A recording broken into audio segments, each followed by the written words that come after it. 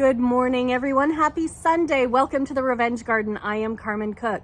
I'm going to start by apologizing in advance. My neighbors are replacing their roof, so you're going to hear that activity over there, but everything is totally fine. Let's get started with Tony Anderson's Cold Deceit. Zoe Miller crouched in the dirt under the hot Arizona sun, gently cradling the bleached human cranium as a fly buzzed annoyingly around them both. She wiped sweat off her forehead onto the sleeve of her shirt, grateful for her old floppy hat, which protected her from the fiercest of the sun's rays. At first glance, the skull looked to be that of an adult male. The bone was heavier, thicker, the forehead sloping rather than rounded in the way of most females.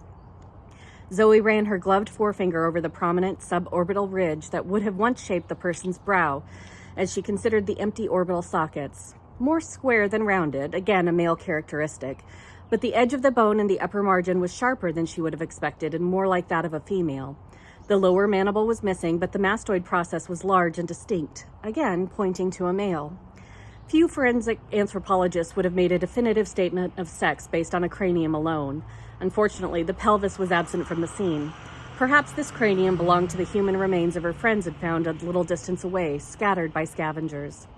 The Pima County Office of the Medical Examiner would obtain DNA from the bones and compare it to the family reference samples of known missing migrants taken by the Colby Center as part of the Missing Migrant Program. If they were lucky, they'd find a match. Zoe carefully placed the cranium in a box beside a small number of other human bones she'd already collected at the site in the hopes there were maybe enough to build a meaningful biological profile. Estimates of stature, age, sex, population, ancestry of this person would be made, which might lead to a positive DNA.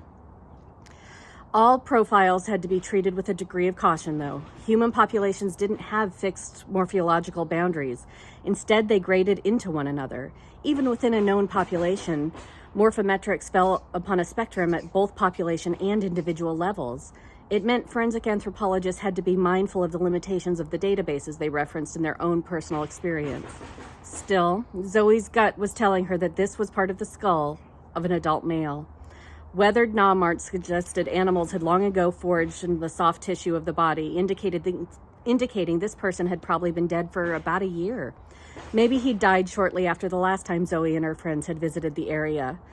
Or perhaps they'd missed him and this person had been left to decay and disintegrate in this harsh but beautiful landscape that reduced fauna and flora back to dust. The thought of the latter pained her.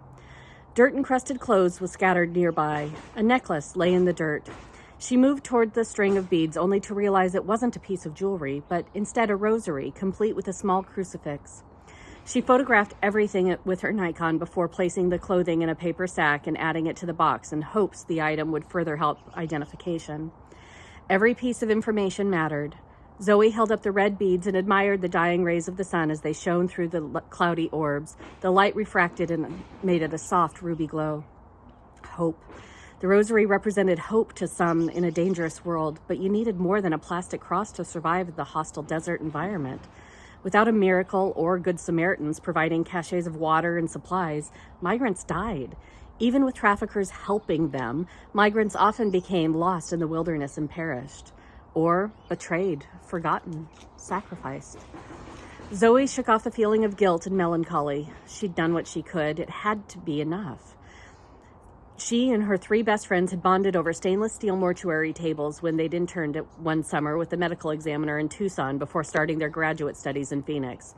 Over the last 6 years, the four of them had spent many days scouring the wilderness for the dead.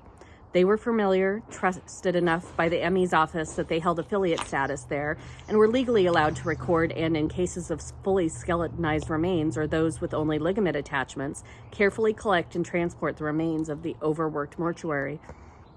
Helping to provide closure for heartbroken families was the reason Zoe once spent all her spare time combing the desert for victims.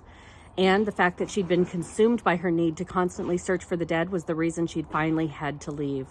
Well, one of the reasons. Zoe wiped her brow again and looked around at the lengthening shadows. It was early January, but the day had been unseasonably warm, even for the Sonoran Desert. Didn't bode well for the upcoming fire season or deadly heat of summer. She took a deep gulp of the large water bottle at her side, then shook the remainder. She was almost out of water and out of time. She needed to head to the prearranged meeting point. She eyed the setting sun with frustration. The number of remains of undocumented border crossers was increasing to alarming levels. Didn't matter how vilified migrants might be in today's geopolitical landscape, their bones spoke of their humanity and their desperation. They didn't deserve a death sentence for their actions, no matter their legal status. The wave of sadness nearly overwhelmed her as she gently laid the rosary in the box. This was the end of an era for her. Her last body recovery in this part of the world. She'd accepted an academic position that forced her to move away from Arizona. A part of her felt like she'd given up, failed. But the issue was bigger than one person, bigger than her small group of fellow volunteers who were always at the wrong end of the search. It was a global problem and needed to be dealt with on an international level. Zoe had a lot of opinions on what might help and was determined to do whatever she could to get the message out. She wasn't giving up, but it sure as hell felt like it when she looked at the bones of what had been, until relatively recently, a living, breathing human being. A person very like the one she stared at in the mirror every morning. That is from Tony Anderson's Cold Deceit. All right, we are heading over to the Monsters Ball with Kristen Strassel's Wanton for the Wolven King. The line to see the Master Bow and his talented team was impossibly long. Philippa waved to her friends and decided to take the opportunity to explore Broadstone Hall. It would be a shame to leave here without experiencing all the art, some rumored to be quite racy, and the library, which had volumes found nowhere else. Maybe a book would calm her mind. She entered the grand room and took a moment to inhale the scent of leather and the delightful dust that came with any book collection. There was another scent she was unable to place as well. Philippa loved to read, but she hadn't read much fiction since Wesley disappeared. She pictured all the heroes to look like him, and her mind was much clearer out of doors, so she stuck to books about gardening and nature. But things were different here. Anything was possible, she reminded herself. She would allow herself to dream again. She ran her hand along the leather spines of the books, considering the titles. A hand clasped over her mouth. A furry, leathery... It wasn't a hand, it was a paw. The other paw was around her waist, pulling her back against a beastly body. She attempted to scream, but nothing came out. The beast chuckled. "I hear you've been looking for me, Duchess." The beast loosened his grip only enough to let her turn and find herself face to face with the Wolven King. "I could kill you right now." In theory, that was true, but there was no way the Wolven King wouldn't feel her body trembling, her heart pounding.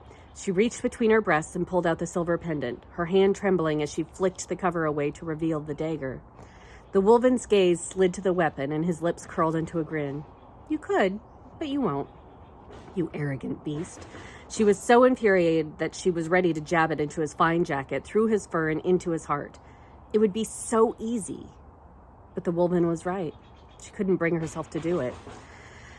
There had been no way to prepare herself for the way it would feel in the moment to have a chance to take another creature's life. How he felt warm and solid against her body. How he'd taken the time to brush his rich dark fur and dress impeccably for the ball. His blue eyes twinkled mischievously. If he was here, he was interested in a mate, or at the very least finding pleasure with a woman. His heart beat just as hard as hers. Was he nervous too? Someone must love this beast. They would miss him if he didn't come home. This was not the time for her to feel any sympathy for the Wolven Queen that might not even exist, for this awful beast was at the Monsters' Ball. Tightening her grip on the pendant, she squeezed her eyes closed and willed all of her strength into aiming for his heart. His big paw closed over her hand and the pendant. He sucked in a breath as the silver scalded his skin. It was on the tip of her tongue to ask if he was hurt, but she wouldn't. She reminded herself who he was. She opened her eyes, finding his gaze squarely locked on hers. "I once claimed you, Philippa, and I plan to do it again." Her mouth dropped. "I have no idea what you're talking about." "You do." The Wolven eased the pendant out of her hand and lifted the necklace over her head, so careful not to disturb her topknot. He stuffed it into his pocket without any acknowledgement of the pain the silver was causing him. "I'd looked forward to our wedding night. You were so beautiful." "How dare you?" Philippa pulled away from the beast and took the chair near the window. The orchestra was setting up for tonight's performance. The rest of the ball was going according to plan, and here she was, trapped with this repugnant Wolven who dared claim that he was her husband.